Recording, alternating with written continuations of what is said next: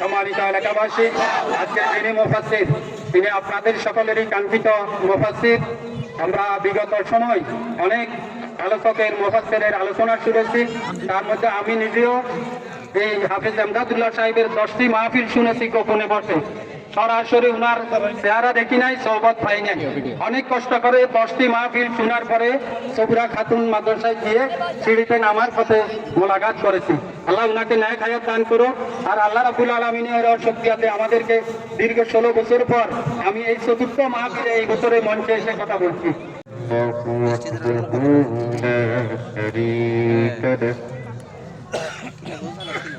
ونشهد أن سيدنا محمدا بشيرا ونذيرا وداعيا إلى الله بإذنه وسراجا وقمرا منيرا. فقد قال الله تبارك وتعالى في كلامه المجيد وفي فرقانه الحميد. أعوذ بالله من الشيطان الرجيم. بسم الله الرحمن الرحيم.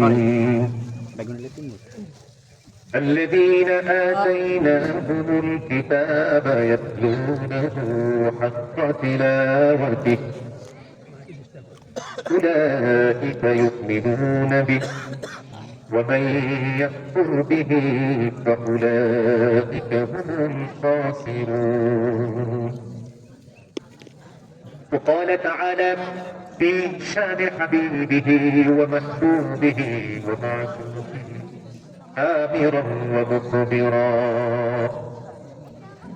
إن الله وملائكته يصلون على النبي يا أيها الذين آمنوا صلوا عليه وسلموا تسليما. اللهم صل على سيدنا محمد وعلى آل سيدنا مولانا. اللهم صل على سيدنا مولانا محمد وعلى آل سيدنا مولانا. কোথায় আবু বকর, কোথায় ওমর, কোথায় ওসমান, আলী? তোমাদের বিহনে আধিকারিক ইসলাম মদিনার পানে যায় গো চলি। আল্লাহুম্মা সাল্লি আলা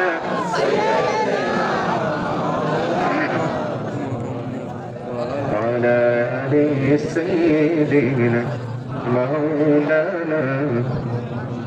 بلغ العلا بكماله كشف الدجى بجماله حسنة جميع خصاله صلوا عليه وآله.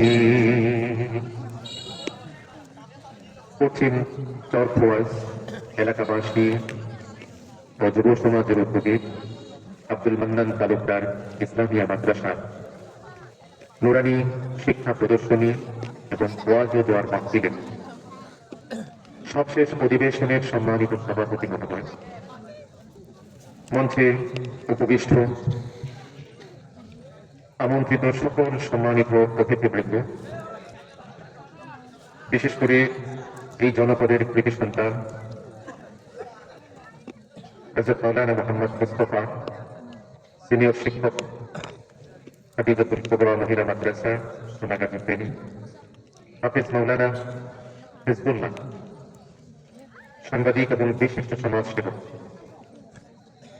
সভাপতি হিসেবে উপস্থিত আছেন জনাব হাজী আমির হোসেন, মাওলানা মুস্তাফা সহ আমন্ত্রিত সকল সম্মানিত অতিথিবৃন্দ, মঞ্চে উপবিষ্ট মুআজ্জাজ মুহতারাম ওয়াজিবুল ইহতিরাম হযরত উলামায়ে কিরাম, আইম্মাতুল মাসাজিদ, খুতাবায়ে ইমাম, মুরব্বিয়ানে ইমাম, সম্মুখে উপবিষ্ট এই জনপদের ইসলাম প্রিয়, তৌহিদ প্রিয়, কোরআন প্রেমিক সর্বস্তরের জনগণ, বিশেষভাবে উল্লেখযোগ্য উপস্থিতির মধ্যে একান্ত প্রিয় ছাত্র বন্ধুরা, কিশোর, তরুণ, যুবক ভাইরা, পর্দার অন্তরালে অবস্থানরত আমার প্রিয় মা ও বোনেরা, বিশ্বজাহানের মালিক মহান প্রভু আল্লাহ তাআলার দরবারে শুকরিয়া জ্ঞাপন করছি। আল্লাহ তাআলা আমাদেরকে আজকের এই পবিত্র আয়োজনে সশরীরে উপস্থিত হয়ে অংশগ্রহণ করার তৌফিক দান করছেন। আমরা সকলে বলি আলহামদুলিল্লাহ। প্রিয় উপস্থিতি, রাত এখন বরাবর 10টা বাজে। আমি আপনাদের সামনে 1 ঘন্টা আলোচনা করার আশা রাখছি ইনশাআল্লাহ, যাতে আমাদের ফজরের সালাত জামাতে শামিল হয়ে আমরা আদায় করতে পারি। যথাসময়ে মাহফিল শেষ করে আমরা যেন যার যার গন্তব্যে সুস্থ দেহ এবং সুন্দর মন নিয়ে ফিরে যেতে পারি। আল্লাহ তাআলা যেন আমাদের সকলকে তৌফিক দান করেন, বলুন আমিন। একটু কমান, একটু কমান। প্রিয় উপস্থিতি, ঠিক আছে। এই মঞ্চে এসে যারা সেই বিকেল থেকে আলোচনা করছেন, আপনারা ধৈর্য সহকারে দীর্ঘক্ষণ আলোচনা শুনেছেন। আমি এই মুহূর্তে মুসাফির হিসেবে আল্লাহ তাআলার দরবারে প্রার্থনা করি, আল্লাহ সুবহানাহু ওয়া তাআলা যেন আমাদের সকলের জন্য আজকের এই মাহফিলকে কিয়ামতের দিন নাজাতের উসিলা বানিয়ে দেন। প্রিয় উপস্থিতি, আমরা আল্লাহ তাআলার শুকরিয়া আদায় করতেই হবে, কারণ আল্লাহ সুবহানাহু ওয়া তাআলা আমাদেরকে এমন একটি দেশে পাঠিয়েছেন যে দেশের আবহাওয়া নাতিশীতোষ্ণ, না শীত না উষ্ণ, এটাকে বলে নাতিশীতোষ্ণ। খুব বেশি প্রচন্ড শীতে আমরা কষ্ট পাই না, আর খুব বেশি গরমের কষ্টে আমরা কষ্ট পাই না। গরম পড়ে, শীত পড়ে, কিন্তু আল্লাহ তাআলা আমাদেরকে খুব বেশি কষ্ট দেন না, ঠিক না? পৃথিবীর অন্যান্য দেশে শীতের সময় যে পরিমাণ তুষার পড়ে, বরফ পড়ে, মানুষের ঘর বাড়িগুলো, রাস্তাঘাট, পোল কালভার্ট সবকিছু বরফের নিচে আচ্ছাদিত হয়ে যায়। আজকে দেখুন আল্লাহ সুবহানাহু ওয়া তাআলার কত বড় কুদরত। আমাদের এই দক্ষিণ এশিয়ার কিছু কিছু দেশে শীত পড়ছে, এমন করছো কেন তোমরা? কিভাবে আলোচনা করবো?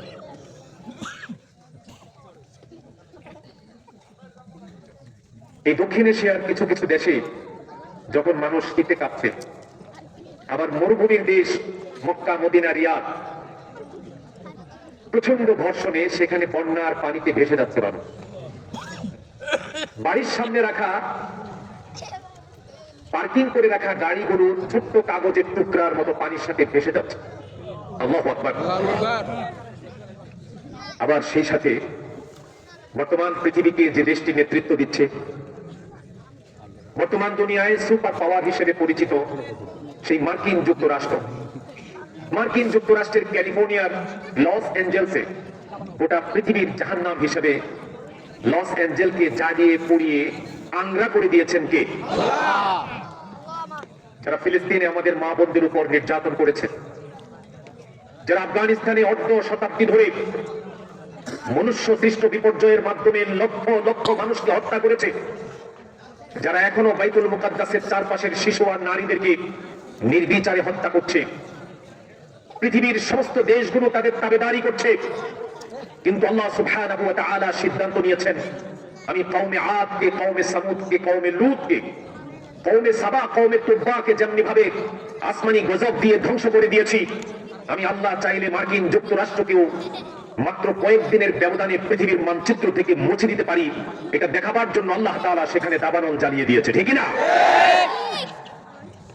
মিডিয়ার কল্যাণে আপনারা জেনেছেন ক্যালিফোর্নিয়ার লস অ্যাঞ্জেলস আজকে প্রায় 7 দিন ধরে সেখানে আগুনের ঝড় হচ্ছে, ঝড়। আমার মনে পড়ে যায় কওমে আদ নামে একটি জাতি ছিল পৃথিবীতে। কোরআন শরীফ আমাদের সামনে সেই জাতির ধ্বংসের কথা তুলে ধরেছে। আল্লাহ সুবহানাহু ওয়া তাআলা কালামে হাকিমে বলেছেন, আসমানি কিতাবের নির্দেশনা আর নবীর সাথে বিরোধিতা করার কারণে আল্লাহ সুবহানাহু ওয়া তাআলা পৃথিবীর ইতিহাসের সেই শক্তিশালী সম্প্রদায় আদ জাতিকে মাত্র 7 রাত এবং 8 দিন, কয় রাত? 7 রাত 8 দিনের ঝঞ্ঝা বাতাসের মাধ্যমে তাদেরকে নির্মূল করেছেন পৃথিবীর ইতিহাস থেকে, তাদেরকে জীবনের জন্য একেবারে মুছে দিয়েছেন। সেই আল্লাহ এখনো আছেন না নাই? চিৎকার করে বলুন, সেই আল্লাহ আছেন কিনা? আমরা যারা এখনো আল্লাহর কোরআনের সাথে গাদ্দারি করছি, ইসলামের সাথে বেঈমানি করছি, পাশ্চাত্যের ইউরোপ আমেরিকার কাফেরদের পদলেহন করছি, আমার মনে হয় যদি এই পরিস্থিতি থেকে উত্তরণ ঘটিয়ে আল্লাহ এবং তার রাসূলের দিকে মানুষ প্রত্যাবর্তন না করে, সেদিন বেশি দূরে নয় যেদিন হয়তো আল্লাহর গজব দিয়ে দুনিয়াবাসীকে আল্লাহ পাক ধ্বংস করে দিবে। আল্লাহ সুবহানাহু ওয়া তাআলা ছাড় দেন, ছেড়ে দেন না, ছাড় দেন কিন্তু ছেড়ে দেন না। কোথায় গেল তোমাদের সেই প্রযুক্তি? কোথায় গেল তোমাদের সায়েন্স টেকনোলজি? কোথায় গেল তোমাদের সেই সুপার পাওয়ার? কোথায় গেল তোমাদের সামরিক শক্তি? গত 9 তারিখে, জানুয়ারির 9 তারিখে আগ্নেয়গিরির অগ্নুৎপাত থেকে সৃষ্ট হওয়া দাবানল লস এঞ্জেলসের মতো নান্দনিক শহরটাকে জ্বালিয়ে পুড়িয়ে সারখার করে দিয়েছে। আধুনিক সমস্ত প্রযুক্তি ব্যবহার করে আগুন নিবানোর চেষ্টা করে ব্যর্থ হয়ে এখন আমেরিকার মানুষ আল্লাহর কাছে সেজদা অবনত হচ্ছে। বলুন আল্লাহু আকবার। এছাড়া কোনো উপায় নাই। আল্লাহ রাব্বুল আলামিন কালামে হাকিমে আদ জাতির ধ্বংসের কথা বর্ণনা করে বলেছেন, ওয়া আম্মা আদুন ফাউহলিকু বিরিহিন সারসারিন আতিয়া সাখখারাহা আলাইহিম সাবআ লায়ালিন ওয়া সামানিয়াতা আইয়াম حسوما فترى القوم فيها صرعى كأنهم أعجاز نخل خاوية। আল্লাহ রাব্বুল আলামিন বলেন, আমার নবীকে অস্বীকার করেছে আদ জাতি।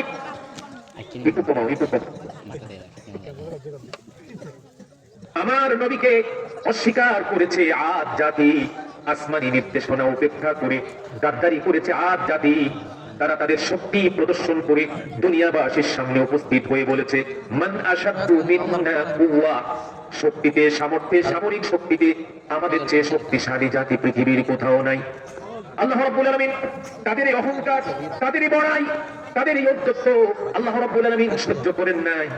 আল্লাহ রাব্বুল আলামিন তাদের উপর জোড়ু বাতাস চালু করে দিয়েছেন।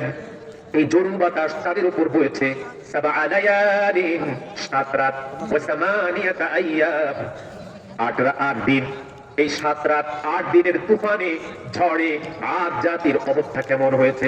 আল্লাহ রাব্বুল আলামিন বলেন, ফাতারাল কওমা ফিহা সারআ কাআন্নাহুম আ'জাযু নাখলিন খাবিয়া।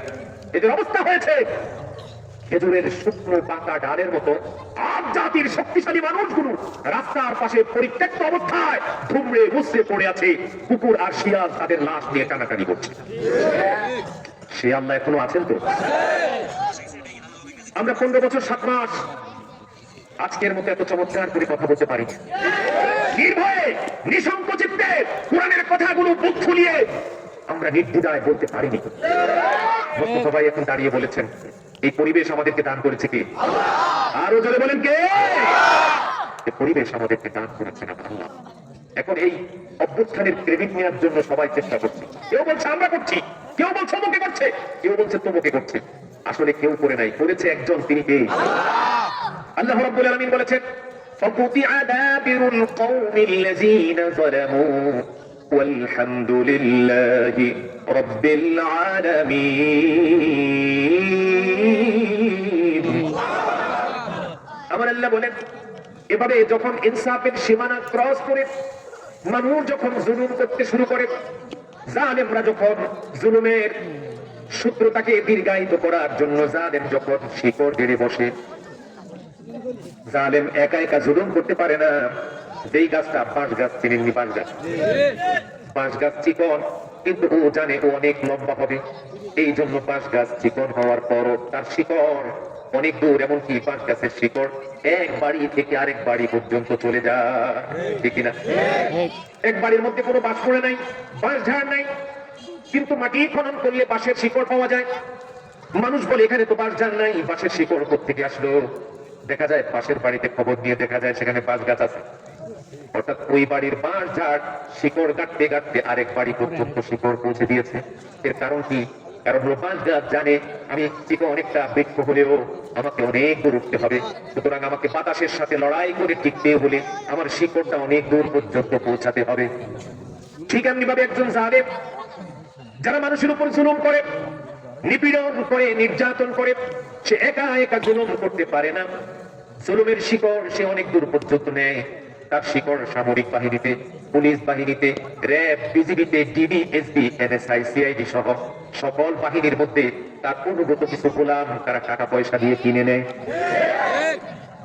এগুলোকে তাদের ক্লাবের মেম্বার করে, সমাজের মধ্যে প্রভাবশালী ব্যক্তিগুলোকে বিভিন্ন পদ পদবীর লোভ দেখিয়ে তাদেরকে তাদের দলে ফিরিয়ে নেয়। আল্লাহ রাব্বুল আলামিন বলেন এটাকেই আল্লাহ জালেমের শিকড় বলেছেন। আল্লাহ রাব্বুল আলামিন বলেন জালেমের শিকড় কেউ কাটতে পারে না, কাটতে পারে না, আমরাও কাটতে পারি নাই। যদি আমরা কাটতেই পারতাম তাহলে হাজার হাজার মানুষের নেত্রীর বাড়ির সামনে বালুর একটা ট্রাক আমরা সরাতে পারি নাই কেন? যদি আমরা কাটতেই পারতাম, মানুষ যদি এত কিছু করতে পারতো, তাহলে নেত্রীর বাড়ির সামনে বালুর ট্রাক দিয়ে নেত্রীকে যে অবরুদ্ধ করা হয়েছিল, হাজার হাজার মানুষ ছিল, নেতা কর্মী ছিল, কেউ তো ট্রাকটা সরাতে পারে নাই। আমরা ইসলামী আন্দোলনের ব্যক্তিদের সবগুলো অফিসের মধ্যে তালা মারা ছিল, একটা অফিসও খুলতে পারে নাই। যদি মানুষ এই সব পারতো তাহলে হাজার হাজার নেতা কর্মী থাকা সত্ত্বেও অফিস কেন খুলতে পারো নাই? আজকে ক্রেডিট নেওয়ার কিছু নাই। আল্লাহ রাব্বুল আলামিন বলেন জালেমের শিকড় কাটতে পারে একজন, তিনি কে? আল্লাহ এজন্য বলেন ওয়াকুতিআ দাবিরুল কওমিল্লাযীনা যালামু আলহামদুলিল্লাহি রাব্বিল আলামিন। কি সুন্দর কথা কোরআন শেখাচ্ছে দেখেন। বড়াই করবেন না, অহংকার করবেন না, ক্রেডিট নেওয়ার চেষ্টা কেউ করবেন না। এই পৃথিবীতে যা কিছু করছে আল্লাহ যদি না চাইতেন কিছু ঘটতো না। আল্লাহ নিজে বলেন কুতিয়া, আল্লাহ কেটে দিলেন দাবিরুল শিকড়। দাবের মানে কি? শিকড়। দাবিরুল কওমিল্লাযীনা যালামু, জালেম সম্প্রদায় যখন জুলুমের সীমানা ক্রস করেছে, যখন মানুষের নির্যাতন নিপীড়নে মানুষ যখন আহাজারি শুরু করেছে, আল্লাহ রাব্বুল আলামিনের রহমতের ফরিয়াদ দেখে উঠেছে। আল্লাহ চিন্তা করলেন জালেমের শিকড়গুলো আমি আল্লাহ কেটে দেব, আমি আল্লাহ জালেমের শিকড়গুলো কেটে দেব। আল্লাহ যখন জালেমের শিকড় কেটে দিলেন, সুতরাং প্রশংসা হবে কার? আল্লাহ নিজে বলেন ফাকুতিআ দাবিরুল কওমিল্লাযীনা যালামু আলহামদুলিল্লাহি রাব্বিল আলামিন। তোমরা নিজেদের প্রশংসা করো না, তোমরা যদি কিছু করতে পারতো তাহলে তো আগেই পারতাম। জুলুমের এই সূত্রটা এত দীর্ঘায়িত হতো, তোমরা পারো নাই। আমি আল্লাহ মানুষের কলিজা থেকে স্বৈরাচারের প্রতি, ফ্যাসিস্টের প্রতি, ফ্যাসিজমের প্রতি আমি আল্লাহ আমার বান্দাদের কলিজার ভিতরে ঘৃণা সৃষ্টি করে দিয়েছি। এজন্য আল্লাহ বলেন ফাতিলকা বুয়ুতুহুম খাবিয়াতান বিমা যালামু। ও বান্দা, কবে আর শিখবা যারা জুলুম করেছে তারা তোমাদের চেয়ে বেশি কম শক্তিশালী ছিল না। এদের ঘর বাড়িগুলো দেখো, ফেনীর দিকে তাকায় দেখো। ফেনীতে এক বিশাল বাংলো করেছে এক নেতা, যেখানে 1500 কোটি টাকা খরচ করেছে। কত? 1500 কোটি টাকা খরচ করে কি চমৎকার করে বাড়ির ভিতরে আর্টিফিশিয়াল লেক তৈরি করেছে, সুন্দর প্রাসাদ তৈরি করেছে, বিশ্রামাগার তৈরি করেছে। দিন রাত 24 ঘন্টা যেই ভবনটাতে মানুষের পদচারণায় মুখরিত ছিল, নেতা কর্মীদের ভিড় ছিল, দারুণ খোশ গল্প হতো। যেই ভবনগুলোতে মানুষ খুব আড্ডা জমাতো, রাত দিন 24 ঘন্টা ওই ভবনগুলোতে মানুষ পদচারণায় মুখরিত ছিল। আজকে সেই বাড়িগুলো তাকায় দেখো, সেখানে শিয়াল কুত্তা ছাড়া আর কেউ নাই। এই কথা আমার কথা না, আল্লাহ 1400 বছর আগে নাজিল হওয়া কিতাবের মধ্যে বলে দিয়েছেন ফাতিলকা বুয়ুতুহুম। বাইতুল মানে কি বলেন তো? বাইতুল মানে কি? ঘর। বাইতুল্লাহ বলি না, আল্লাহর ঘর। বাইতুলের বহু বচন বুয়ুতুন। আল্লাহ বলে ফাতিলকা বুয়ুতুহুম খাওয়িয়াতাম বিমা যালামু। তাদের জুলুমের কারণে, সীমালঙ্ঘনের কারণে তাদের সেই সরগরম সব সময় মুখরিত সেই অফিসগুলো, তাদের বাড়িগুলো, তাদের সেই বালাখানাগুলো আজকে বাংলাদেশ তাকিয়ে দেখো, সেখানে শিয়াল কুকুর আর পথ শিশু ছিন্নমূলরা ছাড়া সেখানে আর কেউ নাই। ঠিক না? ঢাকা শহরে বঙ্গবন্ধু এভিনিউ গুলিস্তানের পাশেই একটা অফিস আছে, সেখানে বিশাল অফিস, বহুতল ভবন। যেই ভবন 24 ঘন্টা মানুষের পদচারণায় মুখরিত ছিল। সেখানে কত আড্ডা হতো, কত খুশ গল্প হতো, কত অসৎ পরিকল্পনা সেখানে হতো। সেদিন আমি ব্লেজার আনার জন্য সানমুন টেইলার্সে যাই। যাওয়ার পর আমি ফেল করে তাকিয়ে হইলাম সেই বিল্ডিং থেকে, যেটা কয়েকদিন আগে বানানো হয়েছে অনেক টাকা খরচ করে। ওর একটা গ্লাস নাই, একটা দরজা নাই, একটা ওয়াল নাই। এদেশের তৌহিদি জনতা বহু বছর আগে অর্ধ শতাব্দীর শ্রেষ্ঠ মুফাসসির এই বাংলার মানুষকে শুনিয়েছিল, জুলুম করবে না, অত্যাচার করবে না, নিপীড়ন করবে না, আলেমদের প্রতি কোনরূপ বৈষম্য করবে না, মসজিদ মাদ্রাসার দিকে বাঁকা চোখে তাকাবে না, ইসলামের সাথে বিদ্বেষ পোষণ করবে না। যদি করো, এমন একদিন আসবে তোমাদের অফিস, তোমাদের ঘর বাড়ির ইটগুলো এদেশের তৌহিদি জনতা খুলে নিয়ে যাবে। সেই মুফাসসিরের কথা আজকে নিজের চোখে দেখতে পাচ্ছি। কথা বলেন ঠিকই না? এখন একটা গ্রুপ তো গেছে, আর একটা গ্রুপের মাথা গরম হচ্ছে। গরম হচ্ছে কিনা? কেমনে গরম হচ্ছে দেখেন। আমি খুব কষ্ট পাই।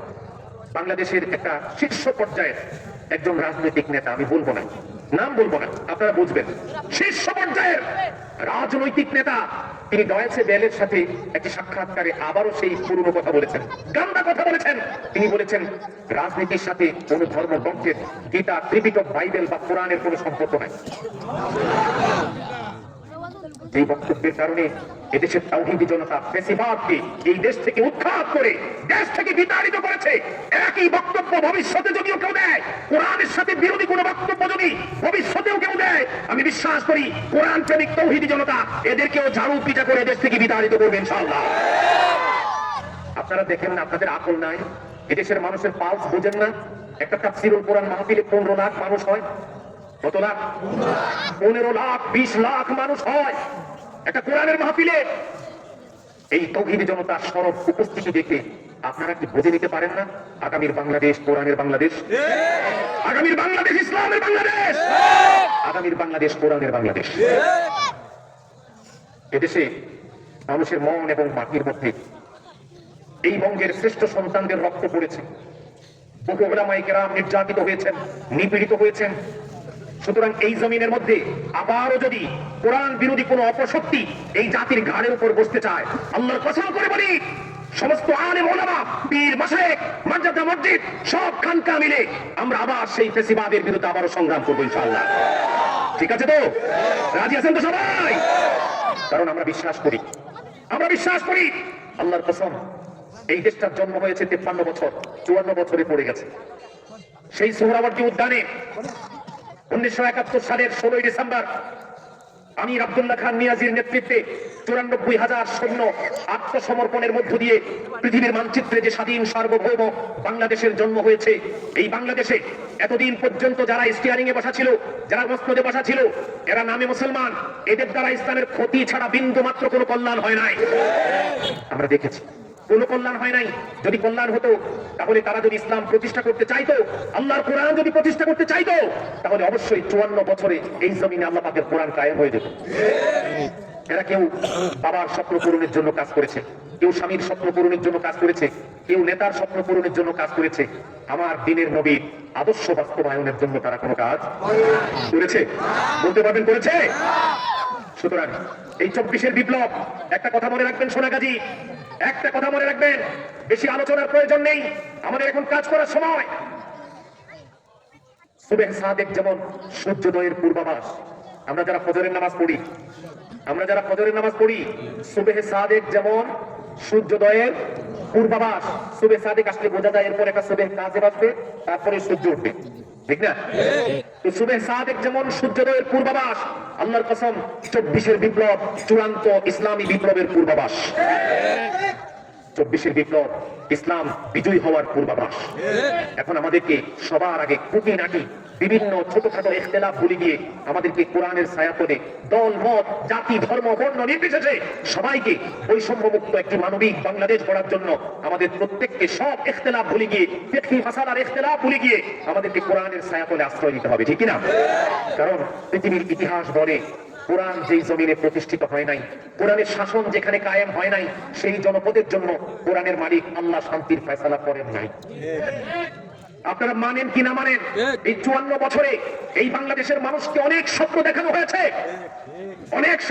হয়েছে, এদেশে শান্তি প্রতিষ্ঠার জন্য অনেক বাহিনী তৈরি করা হয়েছে, র্যাপিড অ্যাকশন ব্যাটালিয়ন, আমাদের বিভিন্ন ধরনের বাহিনী তৈরি করা হয়েছে। আমরা দেখেছি কিছুদিন পর বেড়ায় ক্ষেত খায়, কে খেত খায়? বেড়ায় খেত খেয়েছে। কারণ তারা অনেক চেষ্টা করেছে ঠিকই, কিন্তু আল্লাহ পাকের কোরআন তারা এখানে বাস্তবায়ন করে নাই।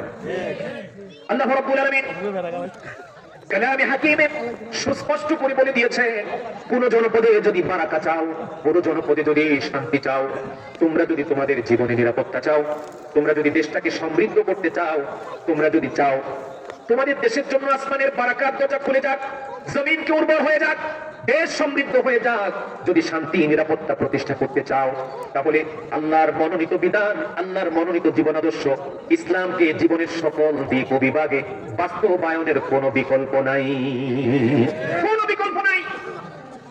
এজন্য আমাদেরকে আপনি কোরআনের মাহফিলে এসে সিদ্ধান্ত নিতে হবে। আপনারা গোটা কোরআনকে বিশ্বাস করেন তো? কে কে বিশ্বাস করেন হাত তোলেন তো। লিল্লাহে তাকবীর, আরো জোরে লিল্লাহে তাকবীর। আল্লাহ সাক্ষী দেখো, হাত নামান। কেন কথাটা বলেছি? আমরা কোরআনকে বিশ্বাস করি। আল্লাহ তাআলার কোরআন ছাড়া এই জমিনে শান্তির ফয়সালা হবে না, নিরাপত্তা প্রতিষ্ঠিত হবে না, আমাদের জীবনে উন্নতি অগ্রগতি আমরা লাভ করতে পারবো না। বরং কোরআনের সাথে দ্বিমুখী আচরণের কারণে ঠিক আল্লাহ রাব্বুল আলামিন আমেরিকার ক্যালিফোর্নিয়া লস অ্যাঞ্জেলস যেমনি ভাবে ধ্বংস করছেন, যেমনি ভাবে আল্লাহ রাব্বুল আলামিন সৌদি আরবের বিভিন্ন জনপদে বন্যা দিয়ে নবীর দেশকে, নবীর দেশের জালেমদেরকে যেমনি ভাবে সতর্ক করছেন, আল্লাহ রাব্বুল আলামিন আমাদের উপর সেই তুলনায় কোনো আযাব গজব দেন নাই, ঠিক না? এর কারণ কি জানেন? আমার বাসাটা হচ্ছে 9 তলা। আমি প্রত্যেকদিন ফজরের আগে যখন ঘুম থেকে উঠি, তখন প্রথম বারান্দায় যাই। বারান্দায় যাওয়ার পর দেখি একসাথে মুয়াজ্জিনের কণ্ঠে এত আল্লাহু আকবার ধ্বনি। পৃথিবীর বহু দেশ ভিজিট করেছি, কিন্তু একসাথে কোন শহরে এইভাবে আল্লাহু আকবারের এই মিছিল আর কোথাও শুনি নাই, ঠিক না? এর কারণে আল্লাহ এই জমিনের প্রতি অনেক দয়াদ্র, অনেক দয়াদ্র, অনেক ভালোবাসা তার, অনেক রহমত। এখন আমাদেরকে কাজ করতে হবে একটা, যেই কোরআন আমরা বিশ্বাস করেছি, যেই কোরআন আমরা মেনে নিয়েছি, সেই কোরআনের বিজয় আমরা দেখতে চাই, সেই কোরআনের বিজয় আমরা দেখতে চাই। যদি এই কোরআনকে সমাজের মধ্যে বিজয়ী করতে পারেন, কেমন শান্তি প্রতিষ্ঠিত হবে? আল্লাহ রাসূল কি বলতে শুনেন। হযরত খাব্বাব ইবনুল আরাব রাদিয়াল্লাহু তাআলা আনহু মক্কার রাস্তা দিয়ে হেঁটে যায়। তিনি নতুন মুসলমান, আল্লাহর নবীর সাহাবী, কোরআনকে বিজয়ী করার জন্য রাসূলের মিছিলে শামিল হয়েছেন। খুব বিনয়ী, খুব ভদ্র, খুবই মার্জিত চরিত্রের একজন সাহাবী ছিলেন, নিরীহ সাহাবী ছিলেন হযরত খাব্বাব ইবনুল আরাব। তিনি রাস্তা দিয়ে যান, আবু জাহেলের বাহিনী হযরত খাব্বাবকে দেখে বলতেছে, যায় যায় ধরো ধরো, যায় যায় ধরো ধরো। এই তো আমাদের আদর্শকে পরাজিত করে কোরআনকে বিজয়ী করার জন্য যারা যারা কাজ করছে, এই খাব্বাব তাদের একজন, ওকে ধরো। আবু জাহেলের নির্দেশে মক্কার দুষ্ট ছেলেরা খাব্বাব রাদিয়াল্লাহু তাআলা আনহুকে নির্যাতন করলেন, পিটালেন, মারলেন। খাব্বাব চিৎকার করে বলে, আমি তো তোমাদের সাথে কোনো বৈরী আচরণ করি নাই, রাস্তা দিয়ে আমি হাঁটছি, আমার উপর কেন এত হামলা চালাচ্ছ? বলে আবু জাহেল নির্দেশ দিয়েছে। কেন নির্দেশ দিয়েছে? কারণ আবু জাহেল জানে তোমাদের আদর্শের কাছে আবু জাহেলের আদর্শ হেরে যাবে, আবু জাহেলের আদর্শ হেরে যাচ্ছে। এজন্য আবু জাহেল কোরআনের রাজ যারা কায়েম করতে চায়, এমন কাউকে আবু জাহেল বরদাস্ত করছে না। আবু জাহেল নির্দেশ দিতে তোমাকে মারতে। এমন পিটান পিটানো, এমন নির্যাতন করলো, এমন নিপীড়ন করলো, হযরত খাব্বাবের মাথাটা ফেটে রক্ত পিনকি দিয়ে বের হচ্ছে। হযরত খাব্বাব মাথা চেপে ধরে রাসূলুল্লাহর কাছে হারামের ভিতরে চলে আসে। আল্লাহু আকবার বলেন। হযরত খাব্বাব রাদিয়াল্লাহু তাআলা আনহু এসে দেখেন আল্লাহর নবী নিজের চাদরটাকে এইভাবে মুছড়িয়ে মুছড়িয়ে বালিশ বানিয়ে বাইতুল্লাহর সাথে হেলান দিয়ে একটু ঘুমিয়ে পড়েছেন, একটু ঘুমিয়ে পড়েছেন। তন্দ্রায় এসেছে রাসূলুল্লাহ, নিজের গায়ের চাদরকে বালিশ বানিয়ে মাথার নিচে দিয়ে বাইতুল্লাহর সাথে বসে বসে হেলান দিয়ে একটু তন্দ্রাচ্ছন্ন হয়ে তিনি ঘুমিয়ে পড়েছেন। হযরত খাব্বাব দৌড় দিয়ে সে রাসূলের সামনে এসে দাঁড়ালেন। দৌড়ে আসার কারণে খাব্বাবের নিঃশ্বাস বড় বড় হয়ে গেল, দীর্ঘ নিঃশ্বাস হয়ে গেল। এমন সময় রাসূলুল্লাহ খাব্বাবের নিঃশ্বাসের আওয়াজে তার তন্দ্রা ভেঙে গেল। চোখ মেলে তাকিয়ে দেখলেন তার কলিজার টুকরা সাহাবী, নিরীহ সাহাবী খাব্বাব দাঁড়িয়ে আছে। হযরত খাব্বাবের দিকে তাকিয়ে রাসূল বললেন, তোমাকে এইভাবে কে পিটালো? কে তোমাকে নির্যাতন করলো?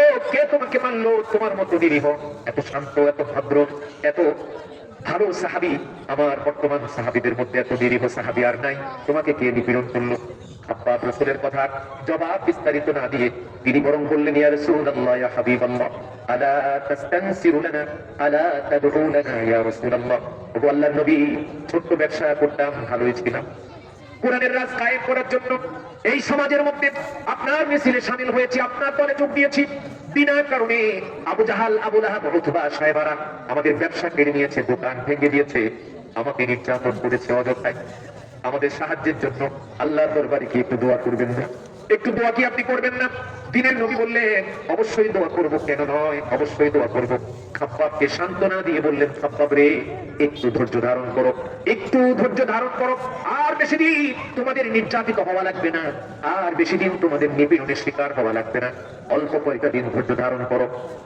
والله ليتمن الله هذا الأمر حتى يسير الراكب من صنعاء إلى حضرموت لا يخاف إلا الله والذئب على غنمه ولكنكم تستعجلون الله أكبر আল্লাহর নবী খাব্বাবকে সান্ত্বনা দিয়ে বললেন, ও খাব্বাব, আর বেশি দিন নয়, অল্প কটা দিন ধৈর্য ধারণ করো, অল্প সময় ধৈর্য ধারণ করো।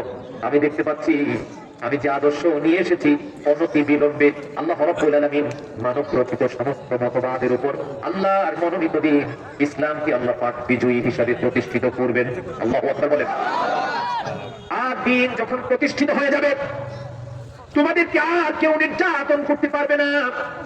মক্কা মদিনায় এই ভূখণ্ডের মধ্যে দিন যদি বিজয়ী হয়ে যায়, ইসলাম যদি প্রতিষ্ঠিত হয়ে যায়, এতটা শান্তি, এতটা নিরাপত্তা, এতটা সুখ এখানে বিরাজ করবে। দিনের নবী একটা উদাহরণ দিয়েছেন, হাত্তা ইয়াসীরা রাকিবু মিন সানআ ইলা হাজরামাউত লা ইয়াখাফু ইল্লাল্লাহ। সানআ থেকে হাজরামাউত পর্যন্ত 1000 কিলোমিটারের পথ পাড়ি দিয়ে একজন সুন্দরী তরুণী তন্নি রাতে অন্ধকারে একা একা হেঁটে এত বিশাল দূরত্বের পথ পাড়ি দিয়ে চলে যাবে, তার দিকে চোখ মেলে তাকাবার দুঃসাহস কোনো দুরাচারী হবে না। আল্লাহু আকবার বলুন। তবে শর্ত হচ্ছে আল্লাহ পাকের দিন বিজয়ী হতে হবে। কি বিজয়ী হতে হবে?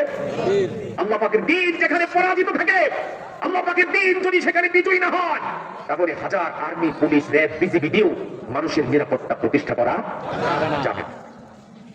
প্রিয় বন্ধুগণ, এখানে কেন নিরাপত্তা প্রতিষ্ঠিত হবে শোনেন। কোরআন যদি মানুষ বুঝে পড়তো, কোরআন যদি মানুষ জেনে পড়তো, কোরআন যদি বুঝে বুঝে চিন্তা করতো, তাহলে কেমন সোনার মানুষ তৈরি হতো।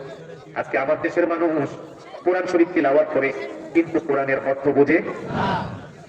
আমাদের যারা নেতা তারা কোরআন শরীফ পড়ে, কখনো কখনো পড়তেও পারে, কিন্তু কোরআনের মিনিং, কোরআনের অর্থ, কোরআনের ব্যাখ্যা বিশ্লেষণ তারা জানে না। কোরআন তারা জানে না বিধায় তারা আজকে এত বড় নেতা হওয়ার পরে বলে রাজনীতির সাথে কোরআনের কোনো সম্পর্ক। আপনারা বলেন কোরআন শরীফের মধ্যে রাজনীতি আছে না নাই? রাজনীতির উদ্দেশ্য হলো, প্রত্যেকটা দল রাজনীতি করে কেন? রাজনীতির উদ্দেশ্য হলো জুলুম থেকে, নিপীড়ন থেকে, নির্যাতন থেকে মুক্ত করে ন্যায় ইনসাফ প্রতিষ্ঠা করা হলো রাজনীতির কাজ, ঠিক কিনা? আর আল্লাহ রাব্বুল আলামিন বলেন, ইন্না আনজালনা ইলাইকাল কিতাবা বিল হাক্কি লিতাহকুমা বাইনান নাসি বিমা আরাকাল্লাহ।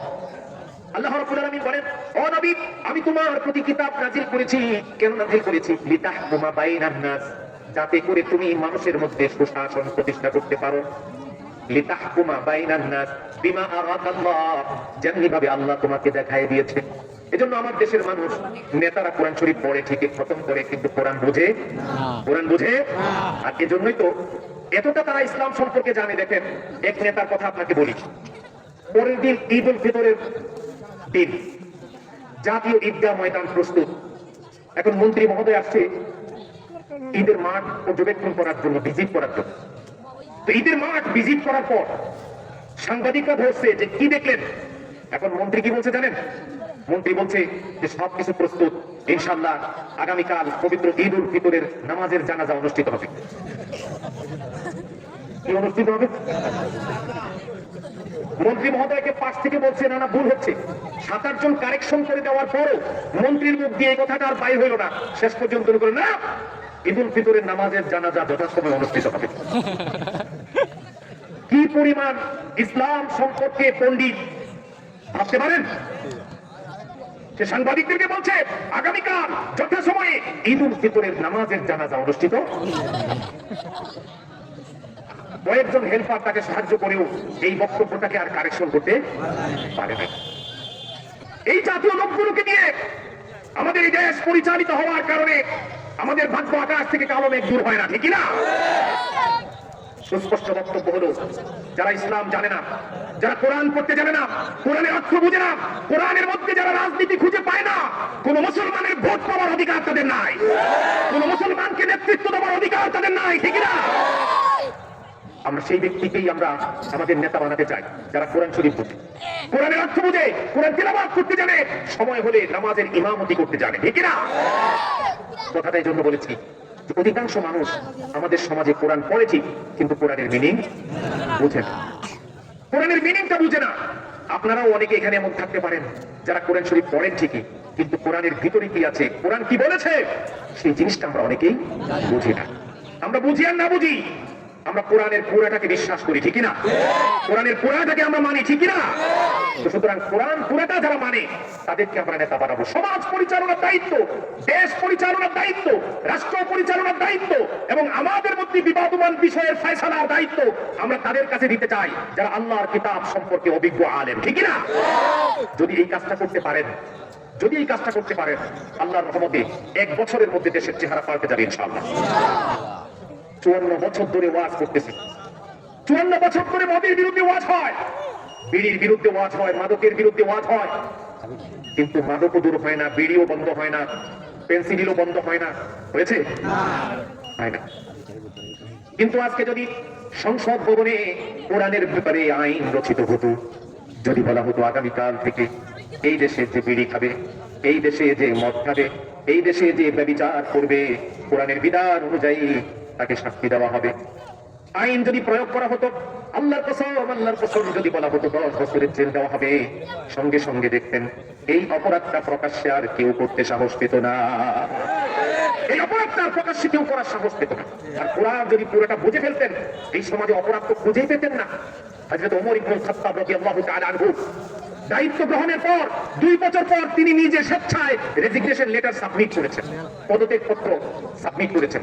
আবু বকর জিজ্ঞেস করছে, ইয়া ওমর, আমার শাসন ব্যবস্থায় আপনি কি সমস্যা দেখলেন? এই ছেলে, আমার শাসন ব্যবস্থায় আপনি কি সমস্যা দেখলেন? কেন পদত্যাগ করছেন? কেন বিচারপতি হতে চান না? হযরত ওমর বলছে, মা হাজাতান বি ইনদা কওমিন মুমিনিন ইয়া খলিফাত রাসূলিল্লাহ, ও আল্লাহর নবীর খলিফা, আমার মত ওমরের এই দেশের মধ্যে বিচারপতি হওয়ার কোনো দরকার নাই। বলে কেন কেন? বলে 2 বছর হলো বিচারপতি হয়েছি, আমার আদালতে, নিম্ন আদালতে একজন বাদী আরেকজন বিবাদীর বিপক্ষে একটা মামলা দায়ের করে নাই। আল্লাহু আকবার বলেন, একটা মামলা দায়ের করে নাই, একটা। ও আমার বন্ধুরা, সোনাগাজীর মানুষ শোনান, এই কোরআন দিয়ে রাসূল কেমন সোনার সমাজ কায়েম করেছে। রাসূলের ইন্তেকালের পর আবু বকর খলিফা হয়েছে, আবু বকর বিচারপতি বানিয়েছে ওমরকে। ওমর 2 বছর পর্যন্ত অপেক্ষা করে তারপরে রেজিগনেশন লেটার সাবমিট করেছে, বলেছে আমার মতো বিচারপতির আর কোনো দরকার নাই। খলিফা বলছে, কেন ওমর, কেন? হযরত ওমর বলছেন, আমি 2 বছর হলো বিচারপতি হলাম এই দেশের। দিনের নবী আমাদেরকে এমন এক কোরআন দিয়ে গেছে, এমন এক সোনার সমাজ তৈরি করে গেছে। এই 2টা বছর উচ্চ আদালতে আমি নিজে বসে অফিস করি, আমার অধীনে যত আদালত আছে সব আদালতগুলোতে আমি এক এক করে খবর নিয়েছি, একজন বাদী আরেকজন বিবাদীর বিপক্ষে 2 জন মানুষ ঝগড়া করে আমাদের আদালতে একটা মামলাও দায়ের করে নাই। মা হাজাতান বি ইনদা কওমিন মুমিনিন ইয়া খলিফাত রাসূলিল্লাহ, আল্লাহর নবীর খলিফা। সুতরাং আমার মতো ওমরের এই বিচারপতি হয়ে বসে থাকার কোনো দরকার নাই। আমি সুস্থ মানুষ, কাজ করে খেতে পারি, শুধু শুধু বসে বসে ভাতা খাওয়া শখ আমার। আল্লাহু আকবার বলুন। সেই ওমরের আমলের একটা ঘটনা বলে আমি আর বেশি দীর্ঘায়িত করব না, একটা ঘটনা বলেই কেমন সোনার সমাজ তিনি কায়েম করেছেন কোরআন দিয়ে। আজকে আমরা কোরআন বুঝি না, কোরআন না বুঝার কারণে আমাদের মুখ দিয়ে উল্টা পাল্টা কথা বের হয়। খলিফাতুল মুসলিমিন যখন খলিফা নির্বাচিত হলেন, সিনিয়র সাহাবীদেরকে নিয়ে মসজিদে নববীতে বসে হযরত ওমর মানুষের জীবনে সৃষ্ট সব সমস্যাগুলোর সমাধান করে দিচ্ছেন। জুরি বোর্ড আছে, সিনিয়র সাহাবীদেরকে নিয়ে তিনি বিচারপতি গঠন করেছেন। মক্কা মদিনার বিভিন্ন দেশ থেকে মানুষ আসে, ঝগড়া বিবাদ লাগলে সেটা তাৎক্ষণিক শুনে সমাধান করে দেন। একদিন সাহাবীরা বসে আছেন, দূর থেকে দেখলেন 2 জন ব্যক্তির ঘাড়ে ভর করে একজন ব্যক্তিকে উড়িয়ে নিয়ে আসা হয়েছে। আইনা সাহাবীদের সামনে রেখে বলতেছে, ইয়া রাসূলুল্লাহ, ইয়া খলিফাতু রাসূলিল্লাহ, আল্লাহর নবীর খলিফা, এই ব্যক্তি আমাদের পিতাকে হত্যা করেছে, তার বিচারটা করে দেন। এই ব্যক্তি আমাদের পিতাকে হত্যা করেছে, তার বিচারটা করে দেন। তাকে আমরা ধরেছি, 2 ভাই ধরে তাকে আপনার আদালতে নিয়ে এসেছি। এটা কবেকার কথা? যখন খলিফা নিজে হযরত ওমর এবং সিনিয়র সাহাবীরা বসে বিচার করছেন। যুবকটাকে সামনে দাঁড় করিয়ে দুই ব্যক্তি বলছে আমাদের বৃদ্ধ পিতাকে এই জালেম হত্যা করেছে, সুতরাং তার থেকে আমাদের কিসাসটা আদায় করে দেন। হযরত ওমর ইবনে খাত্তাব সিনিয়র সাহাবীদেরকে নিয়ে বললেন, তার বক্তব্য শুনুন। লোকটাকে বলল, তোমার বিরুদ্ধে তাদের পিতা হত্যার অভিযোগ দায়ের করা হয়েছে। তুমি তো সব শুনলা, তোমার যদি কোনো বক্তব্য থাকে সেটা দাও। কেমন সোনার সমাজ কায়েম করেছে দেখেন। যুবক দাঁড়িয়ে বলছে, খলিফাতুল মুসলিমিন, আমি আমার দুই ভাই যে বক্তব্য আমার ব্যাপারে দিয়েছে, সত্যি আমার দ্বারা এমন একটা দুর্ঘটনা ঘটেছে। বলুন আল্লাহু আকবার। সত্যি সত্যি আমার দ্বারা এমন একটা দুর্ঘটনা ঘটে গেছে। বলে কিভাবে? বলে আমি এক জায়গায় সফরে যাচ্ছিলাম, আমার গাধাটা ছোট্ট করে বেঁধে রেখে আমি গাছে বেশি বিশ্রাম নিচ্ছিলাম। এমন সময় আমার ঘুম ভেঙে গেল। ঘুম ভেঙে দেখে আমার গাধাটা এখানে আর নাই। আমি দৌড়াদৌড়ি করে আমার ওয়াকিং ডিস্টেন্সের মাঝে, হাঁটাহাঁটির জায়গার মাঝে খুঁজে দেখলাম আমার গাধাটা মৃত অবস্থায় পড়ে আছে। আমার গাধাটা মৃত অবস্থায় পড়ে আছে। মৃত অবস্থায় গাধাটাকে দেখে আমার একমাত্র বাহন নষ্ট হয়ে গেছে, মরে গেছে দেখে আমার মাথা ঠিক ছিল না। আমি দেখলাম পাশেই এই বৃদ্ধ লোক তার বাগানের পাশে দাঁড়িয়ে আছে। আমি তাকে জিজ্ঞেস করলাম, এই গাধাটি কিভাবে মরলো, কে মারলো? বৃদ্ধ বলল, বাবা শোনো, গাধাটি আমার বাগানের ভিতরে ঢুকে আমার ক্ষেত নষ্ট করতে চাচ্ছিল। আমার কাছে একটা পাথর ছিল, গাধা তাড়ানোর উদ্দেশ্যে আমি আঘাত করি। আঘাত করার পর গাধার মাথায় পড়ে গাধাটা জায়গার ভিতরে ইন্তেকাল করে।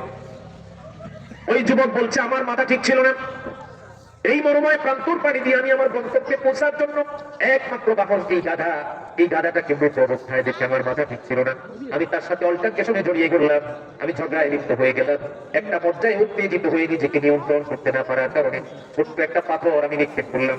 ঘটনাক্রমে এই পাথর বৃদ্ধ মানুষটির মাথায় লেগে বৃদ্ধ মানুষটাও সেখানে ইন্তেকাল করে। ইন্না লিল্লাহি ওয়া ইন্না ইলাইহি রাজিউন। হযরত ওমর এবং সাহাবীরা আসামির মুখে কনফেশনাল স্টেটমেন্ট শুনলো, স্বীকারোক্তিমূলক জবানবন্দি শুনে হযরত ওমর বলল, তুমি গাদার বদলে একটা গাদাকে মারতে পারতা, কিন্তু গাদার বদলে একটা মানুষকে মারার তোমার কোন অধিকার আছে? একটা গাদার বদলে তুমি একটা মানুষকে মারতে পারো না। সুতরাং যেহেতু তুমি এই অন্যায় করেছো, হত্যাকাণ্ড সংঘটিত করেছো, সুতরাং সাহাবী এই আদালত রায় দিচ্ছে, তোমার মৃত্যুদণ্ড ঘোষণা করছে। খেয়াল করে শুনেন মুসলমান, যুবককে বলছে, আমার আদালত তোমার ব্যাপারে মৃত্যুদণ্ড ঘোষণা করছে। তুমি যেহেতু একজন মানুষকে হত্যা করার স্বীকারোক্তিমূলক জবানবন্দি দিয়েছো, তোমার হত্যা নিশ্চিত, তোমার কাছ থেকে কিসাস নিতে হবে।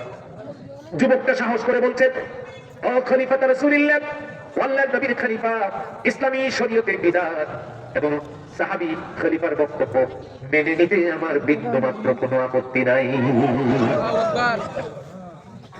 খলিফার রায় আর ইসলামী আদালতের সিদ্ধান্ত সন্তুষ্ট চিত্তে আমি মেনে নিচ্ছি, আমার কোনো আপত্তি নাই। আমার মৃত্যুদণ্ড হলে আমাকে মৃত্যুদণ্ড কার্যকর করে আমি আল্লাহর আদালতে বেকসুর খালাস হয়ে উঠতে চাই। আল্লাহু আকবার।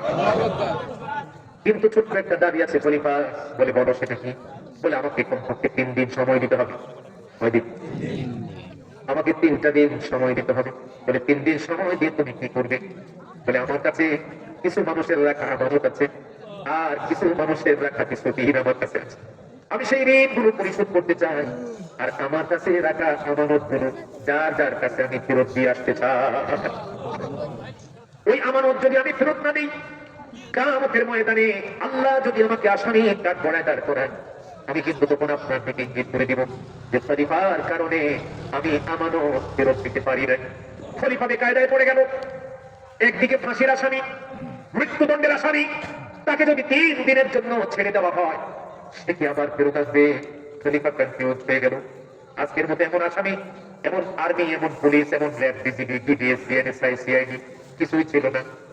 খলিফা চিন্তা করলো, তুমি কাউকে জিম্মাদার যদি বানাতে পারো, কেউ যদি তোমার জামিনদার হয়, তাহলে কাউকে জামিন রেখে আমি তোমাকে 3 দিনের জন্য ছেড়ে দিতে পারি।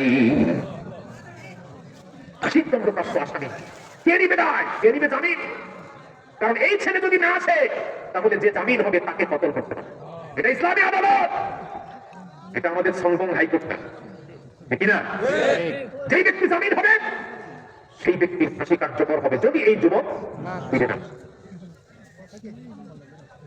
হযরত ওমর বলছে, তোমাকে ছুটি দিতে পারি, সময় দিতে পারি, কিন্তু এখানে কে আছে যে তোমার জিম্মাদার হবে? যুবকটা মজমার মাঝখানে দাঁড়িয়ে এদিক সেদিক তাকিয়ে দেখলো, কেউ তাকে চিনে না। সেও কাউকে চেনে না। হঠাৎ করে কেউ তার জিম্মাদার হচ্ছে না। হযরত আবু যর গিফারী রাদিয়াল্লাহু তাআলা তিনি এক কোণা থেকে দাঁড়িয়ে বললেন, হাত ধরে বললেন, ও খলিফাতুল মুসলিমিন, এই যুবকটার প্রাপ্য হক আপনাকে পৌঁছে দেওয়ার ক্ষেত্রে যে সময় চাচ্ছে 3 দিনের, আমি তার জিম্মাদার হলাম, জামিন হলাম, আমাকে জিম্মাদার বানিয়ে তাকে 3 দিনের জন্য সময় দিয়ে দিই। হযরত ওমর আবু যর গিফারীকে ডেকে বললেন, এটা জেল নয়, এটা জুলুম নয়, এটা সাধারণ কোনো শাস্তি নয়। এই যুবক যদি 3 দিন পরে ফেরত না আসে তাইলে মৃত্যুদণ্ড কিন্তু আপনার কার্যকর হবে। বুঝে শুনে দায়িত্ব করেন।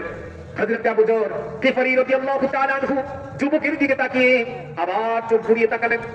তাকানোর পর আবার তিনি বললেন, হে, আমি এই যুবকের জামিন হলাম, আমাকে জামিন ধরে তাকে আপনি ছেড়ে দিন।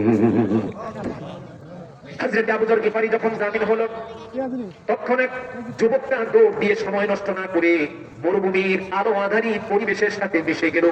সব সাহাবীরা তাকিয়ে আছে। যুবকটা তার বাহন দৌড়াইয়া দ্রুতগামী একটা ঘোড়া নিয়ে দৌড়াইয়া চলে গেল।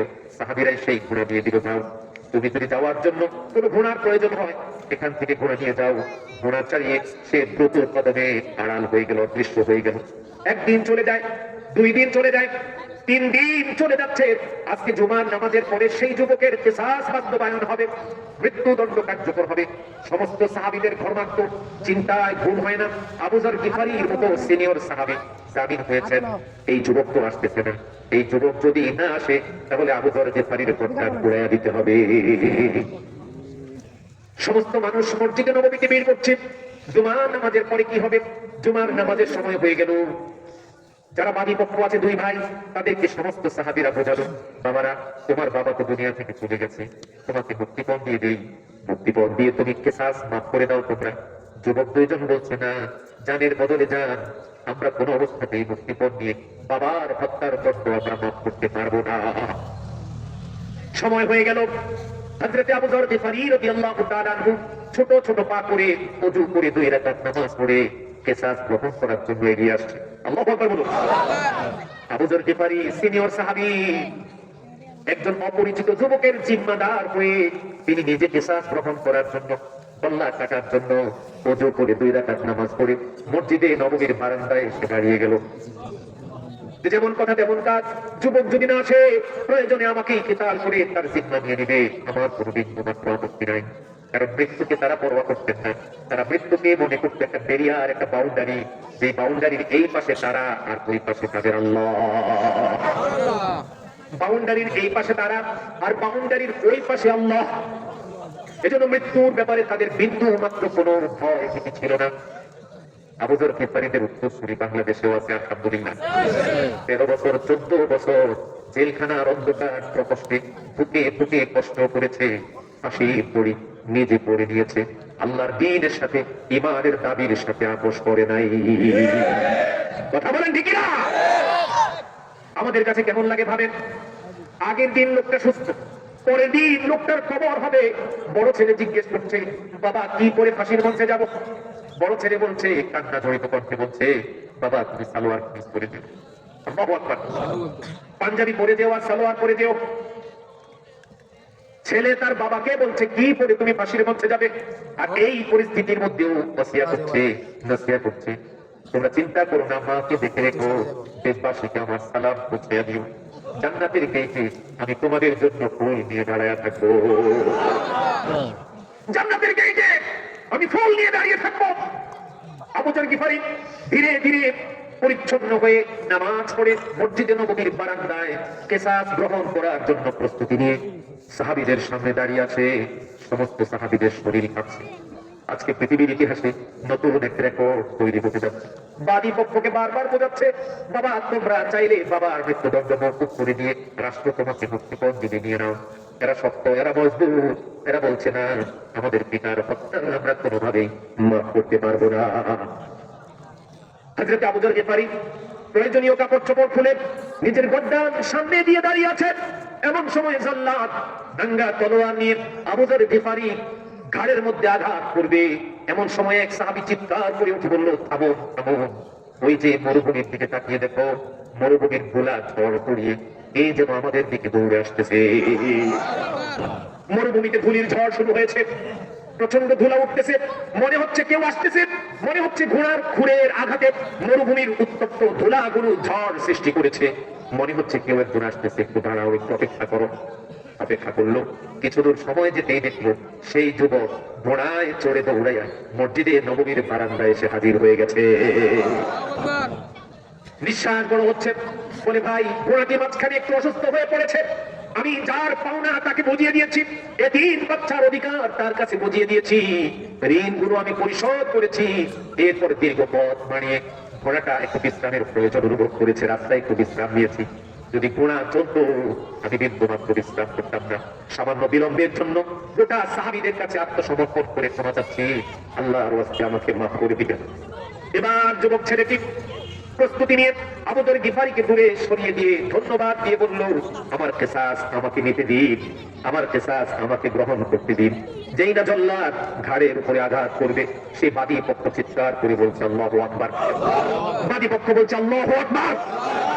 আমরা আমাদের পিতা সেই হত্যাকাণ্ডের সেই জিনিসটা, সেই কিসাসটা আমরা আল্লাহর জন্য ক্ষমা করে দিলাম। এবার হযরত ওমর আবু যর গিফারিকে জিজ্ঞেস করছে, আবু যর গিফারি, যে প্রচন্ড একটা বিতৃষ্ণ পরিবেশ, যে প্রচন্ড একটা ডিপ্রেশনে আমরা ভুগেছি, তুমি এই যুবককে চিনো না, কিন্তু এই যুবকের দায়িত্ব তুমি কিভাবে নিলে আগে সেটা বলো। আবু যর গিফারি বলছে, ফালাম্মা রাআইতু ওয়াজহাহু আরাফতু আন্না ওয়াজহাহু লাইসা বিওয়াজহি কাযাবিন। আল্লাহু আকবার বলেন। আবু যর গিফারি বলে, সে আমাকে চেনে না, আমিও তাকে চিনি না, কিন্তু তার চেহারার দিকে যখন আমি তাকাই আমি বুঝতে পারি এই চেহারাটা আর যাই হোক কোন মিথ্যাবাদীর চেহারা হতে পারে না। ফালাম্মা রাআইতু ওয়াজহাহু আরাফতু আন্না ওয়াজহাহু লাইসা বিওয়াজহি কাযাবিন। আমি যখন তার চেহারার দিকে প্রথমবার তাকিয়েছি তখনই আমি বুঝে ফেলেছি এই চেহারাটা কোনো মিথ্যাবাদীর চেহারা নয়। আল্লাহু আকবার বলুন। এটা সত্যবাদীর চেহারা। আর কেন তুমি দায়িত্ব নিয়েছো? আর এই জন্য দায়িত্ব নিয়েছি, পৃথিবীর ইতিহাসে কেউ যেন বলতে না পারে একজন মুসলমান বিপদে পড়ে আমাকে জিম্মাদার বানাতে চেয়েছে, কেউ তার দায়িত্ব নেয় নাই। একজন মুসলমান বিপদে পড়েছে, তার পাশে কেউ দাঁড়ায় নাই, কেউ যেন এই কথা বলতে না পারে। এই জন্য আমি জীবনের ঝুঁকি নিয়ে এই যুবকের জামিন হয়েছি। এবার যুবককে বলতেছে, তুমি কেন মৃত্যুদণ্ড থেকে পালিয়ে যাওয়ার পরও আবার কেন তুমি ফিরে আসলে? ইচ্ছা করলে তো তুমি পালিয়ে যেতে পারতে। যুবক বলছে, কেউ যেন বলতে না পারে এক মুসলমান বিপদে পড়ার পর তার পাশে আরেক মুসলমান দাঁড়িয়েছে, নিজেই বিপদে পড়ে গেছে। আল্লাহু আকবার বলবেন না? আবু যর গিফারি বলছে, কেউ যেন বলতে না পারে মুসলমান বিপদে পড়েছে, তার পাশে দাঁড়াবার কেউ ছিল না, এই জন্য আমি দাঁড়িয়েছি। আর যুবক বলছে, কেউ যেন বলতে না পারে একজন মুসলমান বিপদে পড়ার পর আরেকজন মুসলমান সাহায্য করতে গিয়ে বিপদে পড়ে গেছে, এই জন্য আমি ফিরে এসেছি। এবার ছেলেদেরকে জিজ্ঞেস করছে, তোমরা কেন মাফ করে দিলে? ছেলেরা বলছে, কেউ যেন বলতে না পারে একজন মুসলমান ভুল করার পর, ভুল স্বীকার করে ক্ষমা চাওয়ার পর আরেকজন মুসলমান তাকে মাফ করে নাই, এই কথা যেন কেউ বলতে না পারে। কথা বলতে পেরেছেন? তিনটা কথা। কেউ যেন বলতে না পারে একজন মুসলমান বিপদে পড়েছে, তার পাশে কেউ দাঁড়ায় না। কেউ যেন বলতে না পারে একজন মুসলমানের পাশে একজন মুসলমান দাঁড়িয়ে সে নিজেই বিপদে পড়েছে। কেউ যেন বলতে না পারে একজন মুসলমান ভুল করে ক্ষমা চাওয়ার পর তাকে ক্ষমা করে নাই আরেকজন মুসলমান। কেউ যেন এ কথা বলতে না পারে। এই অনুভূতি তারা নিজের জীবনের ঝুঁকি নিয়েছেন, নিজের জীবনকে উৎসর্গ করার জন্য প্রস্তুত ছিলেন, তবু মুসলমান এবং ইসলামের গায়ে কালিমা লেপন করতে দেন নাই। ঠিক না? আজকে আমরা কি করছি? আমাদের সমাজে কি হচ্ছে? আমরা এক একটা কথা বলছি, আমাদের আচরণ দেখে মনে হয় আসলে আমাদের মধ্যে আর যাই হোক ইসলামের মতো জীবন আদর্শকে আমরা বুঝে শুনে কবুল করতে পারি না। এজন্য আজকে যে আয়াত আপনাদের সামনে আমি তিলাওয়াত করলাম, আল্লাযীনা আতাইনাহুমুল কিতাবা ইয়াতলুনাহু হাক্কা তিলাওয়াতি উলাইকা ইউমিনুনা বিহি ওয়া মান ইয়াকফুর বিহি ওয়া উলাইকা হুমুল খাসিরুন। আল্লাহ বলছেন, তারা এই কোরআনের প্রতি ঈমান এনেছে, যারা কোরআনের হক আদায় করে এটাকে আবৃত্তি করেছে, তেলাওয়াত করেছে। আল্লাযীনা আতাইনাহুমুল কিতাব ইয়াতলুনাহু হাক্কা তিলাওয়াতি। এই হাক্কা তিলাওয়াতির ব্যাখ্যায় মুফাসসিরিনে কিরাম বলেছেন, কোরআনের হক আদায় করে যথাযথভাবে যারা পড়ে তারাই কোরআনের প্রতি ঈমান আনে। ঠিক না? কোরআনের প্রতি তারাই মানে যারা কোরআনকে ভালোভাবে বুঝে শুনে পড়ে। আমার দেশের অধিকাংশ মানুষ নিজেকে মুসলিম দাবি করে, কোরআন বিশ্বাসী বলে দাবি করে, আবার কোরআনের আয়াতের আলোচনা শুনলে বক্তার সামনে থেকে মাইক কেড়ে দেয়। আছে না নাই? আছে না নাই? মিজানুর রহমান আজহারী এই প্রজন্মের শ্রেষ্ঠ একজন মুফাসসির, এই নতুন প্রজন্মের একজন ইসলামিক সেলিব্রিটি, যার মাহফিলে লক্ষ লক্ষ তাওহীদি জনতার স্রোত হয়ে যায়। তিনি ছোট্ট একটা কথা বলেছেন। তিনি বলেছেন, একদল খেয়ে গেছে, আরেক দল খাওয়ার জন্য তৈরি হচ্ছে। এখানে কোনো ব্যক্তির নাম বলেছেন, কোনো দলের নাম বলেছেন, কিন্তু একটা গ্রুপ এটাকে সহ্য করতে পারছে না। একটা গ্রুপ এটাকে সহ্য করতে পারছে না এবং ডক্টর মিজানুর রহমান আজহারীর ব্যাপারে নানান রকমের নেতিবাচক বক্তব্য প্রচার করছে। এরপরে ওনার যে মিটিংটা হবিগঞ্জে হয়েছে, যে সমাবেশটা হয়েছে, যে তাফসীর মাহফিলটা হয়েছে, সন্দেহ করা হচ্ছে ওই গ্রুপের কিছু সদস্য মাহফিলের ভিতরে ছদ্মবেশে ঢুকে সেখানে তাকে বক্তব্য শেষ করতে দেয় নাই। প্রিয় বন্ধুগণ, চাঁদাবাজ, সন্ত্রাসী এবং অপরাধীদের আসলে কোনো দল নাই, আছে বলেন? এরা হলো, এদের দলের নাম হলো সুবিধাবাদ জিন্দাবাদ। এরা হলো সুবিধাবাদী।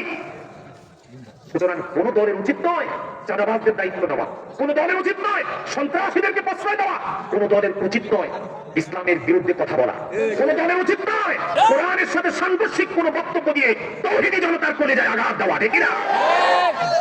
যদি এরকম হয় ভবিষ্যতে, তাহলে বাংলাদেশের মানুষ, সোনাগাজীকে আমি আবেদন করে যাব, আপনাদেরকে কলিজা দিয়ে ভালোবাসি, আপনাদের ধর্মের প্রতি, দ্বীনের প্রতি, ইসলামের প্রতি, ইসলামী ব্যক্তিত্বের প্রতি আপনাদের যে ভালোবাসা, তা আমাদেরকে উদ্বেলিত করে। আল্লাহ তাআলা এই ভালোবাসা কিয়ামতের দিন নাজাতের জন্য কবুল করুন।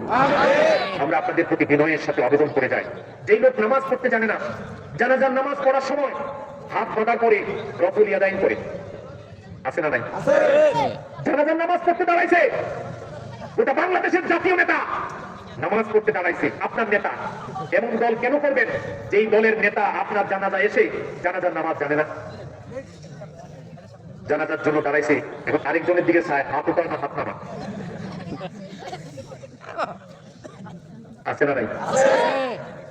জানাজার নামাজ জানে না, নামাজের কিরাত জানে না, কোরআন শরীফ পড়তে জানে না, আর লম্বা লম্বা ফতোয়া দেয় কোরআন শরীফে এটা আছে, এটা নাই, ওটা আছে, ওটা নাই। আরে ভাই, কোরআন শরীফে কি আছে না আছে এটা তো কোরআন যারা পড়েছে তারা বলবে, ঠিক না? তুমি কোরআন পড়তে জানো না, তিলাওয়াত করতে জানো না, তাফসীর জানো না, ব্যাখ্যা জানো না, কোরআনের মধ্যে কি আছে এটা তুমি কোথা থেকে জানবা? তুমি কোথা থেকে জানবা? প্রিয় বন্ধুগণ, সারা জীবন ওয়াজ শুনবেন, কোনো লাভ নেই। একটা গাড়ির স্টিয়ারিং এর মধ্যে গাঞ্জুটিকে, মাদকাসক্ত ব্যক্তিকে বসিয়ে আপনি যদি পাগড়ি পরে বিশাল 1000 দানা তসবিহ নিয়ে 40 জন যাত্রীকে নিয়ে দোয়ায়ে ইউনুস পড়েন, আর ড্রাইভার যদি হয় গাঞ্জুটি, ড্রাইভার কি গাঞ্জুটি, ড্রাইভার যদি হয় মাদকাসক্ত, আল্লাহর কসম করে বলি, আপনি দোয়ায়ে ইউনুস না, গোটা কোরআন শরীফও যদি খতম করে ফেলেন, তাহলে এই মাদকাসক্ত যদি ড্রাইভার হয়, গাড়ির অ্যাক্সিডেন্ট নিশ্চিত। ঠিক না বলেন? বরং কোরআন যদি আপনি পড়েন, কোরআন আপনাকে বলছে মাদকাসক্ত কোন ব্যক্তিকে ড্রাইভিং সিটে বসতে দিবা না। এটাই আপনাকে কোরআন বলছে। আপনি কোরআনের বক্তব্য না শুনে আপনি তাসবিহ পড়ে বলতেছেন আল্লাহ আল্লাহ বাঁচাও, আর স্টিয়ারিং এর মধ্যে বসাই দিচ্ছেন 2 বোতল খাইয়া সে উঠছে, 2 বোতল খাইয়া সে উঠছে। আমাদের নেতাগুলোর অবস্থা তো তাই, ঠিক না? এগুলো দিনের বেলায় সোনাগাজীর ওই মুহুরীর চরে আইসা সন্ত্রাসী মারবে, মাদকের বিরুদ্ধে অভিযান চালাবে, 2-1টা গরিব মানুষকে হত্যা করে প্রেসের সামনে গিয়ে বুক ফুলিয়ে বলবে মাদক নির্মূল করার অভিযান চলছে, মাদক নির্মূল করেই ঘরে ফিরবো। এরপরে সন্ধ্যার সময় ড্রেসটা চেঞ্জ করে উত্তরা ক্লাবে, টঙ্গী ক্লাবে, বোর্ড ক্লাবে, সেরাটনে, সোনারগাঁয়ে, ওই বিভিন্ন জায়গায় বলরুমে গিয়ে আপনার গ্লাসে গ্লাসে ঢালে, আছে না নাই? এজন্য প্রীতম আহমেদ কি সুন্দর করে বলেছেন, কৃষ্ণ করলে লীলা খেলা, আমি করলে ঢং, বড় লোকের সবই রাইট হয়, শুধু গরিব করলে রং। দিনের বেলা যে মানুষটা সাধুর কথা বলে, দিনের বেলা যে মানুষটা সাধুর কথা বলে, রাতের বেলায় তিনি আবার বেলা সাথে তলে, ঠিক না বলেন? সুযোগ পেলে ছাড়ে শুধু সংস্কৃতির বাণী, আবার চুপে চুপে দেখে শিলা কি জোয়ানি। শিলার জোয়ানি বোঝেন তো? ক্যাটরিনা কায়েফ রাত্রে সব দরজা লাগাইয়া বিশাল বিশাল হলরুম ভাড়া করে, আর্মি স্টেডিয়াম ভাড়া করে ভারত থেকে সেই ক্যাটরিনা কায়েফকে এনে তারপরে বসে বসে ক্যাটরিনা কায়েফের জোয়ানি দেখে। আর সুন্দর সুন্দর মসজিদে আসলে সামনের কাতারে হুজুরের থেকে মাইক কেড়ে নিয়ে ধর্মের কথা কয়, নাই? এজন্য বলে সব সাপের একই বিষ, শুধু ভিন্ন রং। নেতা নেত্রী যেমন করে, করে নানা ঢং। নির্বাচন আসলে আয়রন করা পাঞ্জাবি পরে তসবিটা হাতে নিয়ে একটা বাঁকা টুপি ঠাইসা মাথার মধ্যে দিয়ে সামনের কাতারে গিয়ে বলে, প্রিয় মুসলিয়ানে কেরাম, মুসলিয়ানে কেরাম, যে ব্যক্তির জীবনে এই মসজিদের বারান্দা দিয়ে হাঁটতে আমরা দেখি নাই, নির্বাচনের সময় নামাজ 5 ওয়াক্তের জায়গায় 10 ওয়াক্ত পড়িয়া ফেলায়। কথা বলেন ঠিক না? এগুলো মাঝে মধ্যে রং বদলায়। এই রং বদলানো মানুষকে চিনতে হবে, ধোঁকাবাজকে চিনতে হবে। মানুষের সেবা করার সুযোগ দিন, এই সাইনবোর্ড দিয়ে 57,000 কোটি টাকা গরিব মানুষের চুরি করে বিদেশে পাচার করে, নিজের ছেলে মেয়েদেরকে বিদেশে পড়ায়, বিদেশি ছেলে মেয়ে বিয়ে করায়, আর দেশ প্রেমের বই ফুটে মুখে, ঠিক কিনা? আছে না নাই? আপনাদের প্রতি বিনয়ের সাথে আবেদন, সচেতন মানুষ হিসাবে স্টিয়ারিং এর মধ্যে দেশ পরিচালনার মূল দায়িত্বে কোন গাঞ্জুটিকে, কোন মাদকাসক্তকে, কোন ইসলাম বিরোধী অপশক্তিকে বসিয়ে আপনি যদি তাফসীর কিয়ামত পর্যন্ত শুনেন, আল্লাহর কসম, বৈষম্য মুক্ত এক ন্যায় ইনসাফপূর্ণ বাংলাদেশ প্রতিষ্ঠিত হবে না। বৈষম্য মুক্ত ন্যায় ইনসাফপূর্ণ একটি শান্তিপূর্ণ সোনার সমাজ গঠন করতে হলে ভালো মানুষগুলোকে নেতৃত্বের আসনে বসাইতে হবে। রাজি আছেন তো ইনশাআল্লাহ? এই জিনিসটা আপনারা ট্রাই করবেন। একটা বার দেখেন না, আল্লাহ কোরআন দিয়ে যে মানুষগুলো জীবনে চুরি করে নাই, ডাকাতি করে নাই, বিদেশে কোনো ঠিকানা নাই, বিদেশি কোনো হাসপাতাল থেকে ট্রিটমেন্ট নেয় না, বিদেশি পোশাক পরিধান করে না, এই দেশে জন্মেছে, এই দেশেই পড়ে আছে, হাজার অভাবের মধ্যে 6 মাস 1 বছর পরে স্ত্রীকে একটা শাড়ি কিনে দেওয়ার তৌফিক নাই, তবুও কোনোদিন রাস্তায় গিয়ে ছুরি নিয়ে মানুষের গাড়ির সামনে দাঁড়ায় নাই। এই মানুষগুলো কোরআনে দিয়ে শান্তি আসবে, কোরআন দিয়ে শান্তি আসবে, চিৎকার করে করে বলতেছে। আপনারা যদি এটার দিকে পণ্যপাত না করেন, কিয়ামত পর্যন্ত ওয়াজ শুনতে পারবেন, এই সমাজ, এই দেশের কোনো পরিবর্তন হবে না। এই দেশকে, এই সমাজকে সত্যিকার অর্থে সুন্দর করে বিনির্মাণের জন্য যদি সচেষ্ট হন, তাহলে মনে রাখবেন, আমরা ইসলাম বিদ্বেষী অপশক্তিদেরকে চিহ্নিত করে তাদেরকে সামাজিকভাবে, রাজনৈতিকভাবে অ্যাভয়েড করতে হবে, এড়িয়ে চলতে হবে, ঠিক না? আমাদের এই কান ব্যবহার করে, আমাদের এই সেনা ব্যবহার করে, আমাদের উপর ভর করে তারা যাতে কোরআন বিরোধী কোনো অপতৎপরতা চালাতে না পারে, এবার সজাগ থাকতে হবে, এবার সজাগ থাকতে হবে। যদি সজাগ থাকতে পারেন, ইনশাআল্লাহ, ইনশাআল্লাহ সেদিন বেশি দূরে নয়, সেদিন বেশি দূরে নয়। এই জনপদের প্রতি আল্লাহ পাকের রহমত আমরা সচক্ষে দেখি। তাহলে লস অ্যাঞ্জেলসের মতো একদিন যদি আগুন বাতাস দেয়, বাংলাদেশ টিকবে? বলেন টিকবে? একটা বার যদি হালকা ভূমিকম্প দেয়, এই মসজিদের নগরী ঢাকা চুরমার হয়ে যাবে, ধ্বংস হয়ে যাবে। সামান্য আযাব যদি এই দেশের জন্য আল্লাহ পাক জেনে দেয়, তাহলে এই আযাব থেকে ওভারকাম করার শক্তি আমাদের কারো নাই।